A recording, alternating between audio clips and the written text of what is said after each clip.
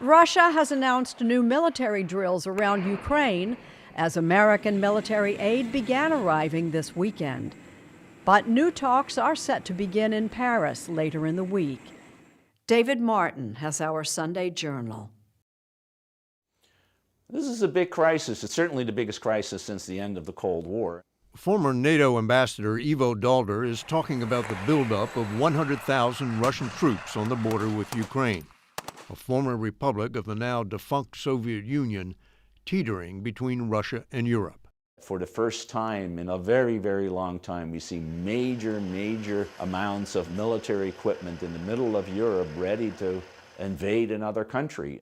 It's happening in plain sight of satellites and social media, punctuated by Russian video of live fire exercises. The thing about Russian Federation armed forces that has always impressed me is how they're able to move real far, real fast. Retired Lieutenant General Ben Hodges is the former commander of the U.S. Army in Europe. When you look at that force, what is it capable of doing? The Russian way of war has always included lots of artillery, lots of long-range rockets.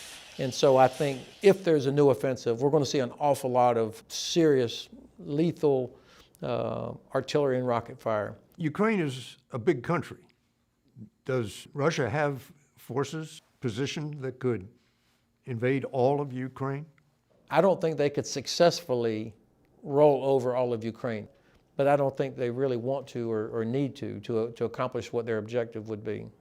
Vladimir Putin's objective is to keep Ukraine, the second largest country on the continent, from making common cause with the democracies of Europe. What motivates Putin is a concern about the independence of Ukraine, a worry that a functioning, successful, prosperous democracy in Ukraine poses a direct threat to his rule because it will give people in Russia the idea that they too could enjoy what Ukraine enjoys and rise up against his autocratic rule. The Ukrainians rose up in 2014 and chased the country's pro-Russian leader into exile. Putin reacted with his first invasion of Ukraine, sending special operations commandos to seize the Crimean Peninsula, taking a province of Ukraine and making it a province of Russia.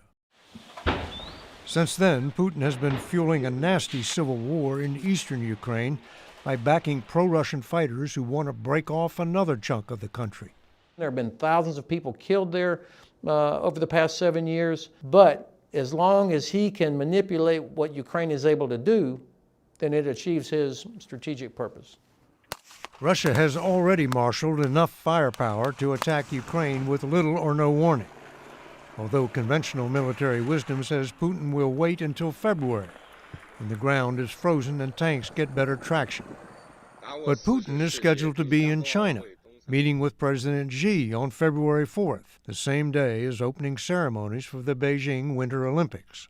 Is President Putin really going to do something that upstages his friend's big show in Beijing? Russian forces are already rolling into the friendly country of Belarus, giving Putin's troops another avenue of advance into Ukraine. Along with his Black Sea Fleet, Putin could choose from several different angles of attack.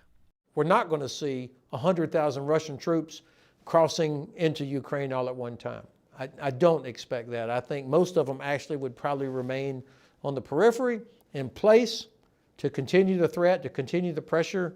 If Putin takes just part of eastern Ukraine, what has he gained?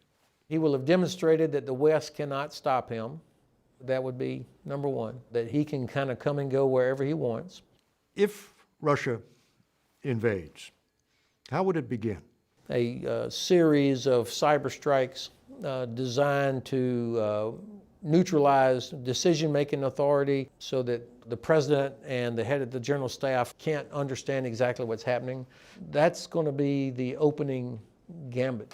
Cyberattacks have already defaced dozens of the Ukraine government's public websites. But that's just mischief compared to the damage that could be done to banking, transportation, and electrical systems.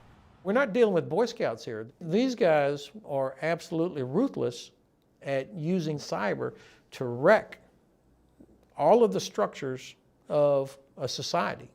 They absolutely do not care about the damage that it causes as long as it supports their effort. And part of our problem is that we continue to be surprised because we just can't believe in the year 2022 that a European leader would actually do this sort of thing.